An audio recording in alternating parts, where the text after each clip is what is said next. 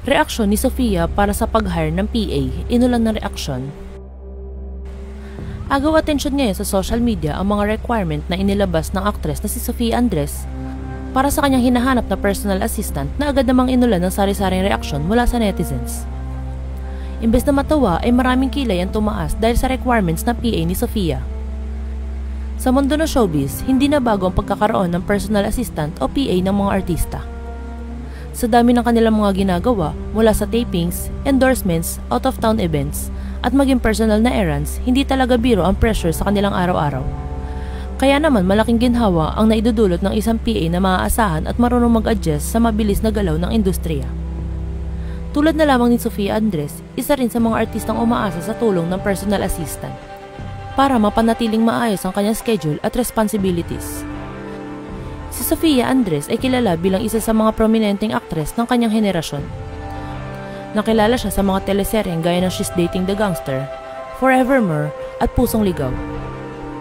Maliban sa kanyang acting career, busy rin si Sofia bilang isang endorser, content creator at hands-on mommy sa kanyang anak na si Zoe.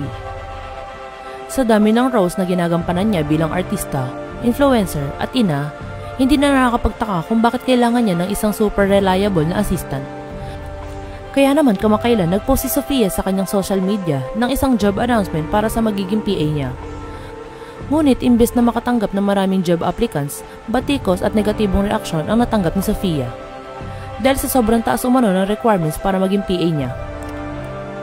Sa kanyang job post, una niyang binanggit na kailangan niya ng isang assistant na marunong magbasa ng isip, kayang ayusin ang kalat ng kanyang buhay at magpapaalala sa kanya ng mga bagay tulad ng kape at schedule. Kasunod nito, sinabi pa niya ang ideal applicant ay dapat laging 10 hakbang ang advance, may sense of style at allergic umano sa palusot na I forgot. Aniya, now hiring a personal assistant who can read my mind, organize my chaos, and remind me where I left my coffee and my schedule. Must be 10 steps ahead, stylishly sharp, and allergic to I forgot think that you. Slide into the inbox, applications open, excuses close. Email me thesofiaandres@gmail.com. Pero maraming nga tumaas ang kilay sa requirements ng PA ni Sofia. Ayon sa ilang netizens, tila hindi raw PA ang hinahanap ni Sofia kundi isang manghuhula. Marami rin ang nagkomento na sobrang demanding at taas ang requirements ni Sofia.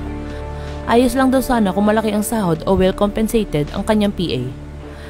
Dahil sa batikos na kanyang natanggap, hindi maiwasan ni Sofia na mainis. Dahil sa kakulangan umano ng sense of humor ng netizens at sineryoso ang kanyang mga sinabi. Sabi niya sa Bisaya, makalagot oy, walay sense of humor, chill ra, o nakakainis talaga, mga walang sense of humor, chill lang.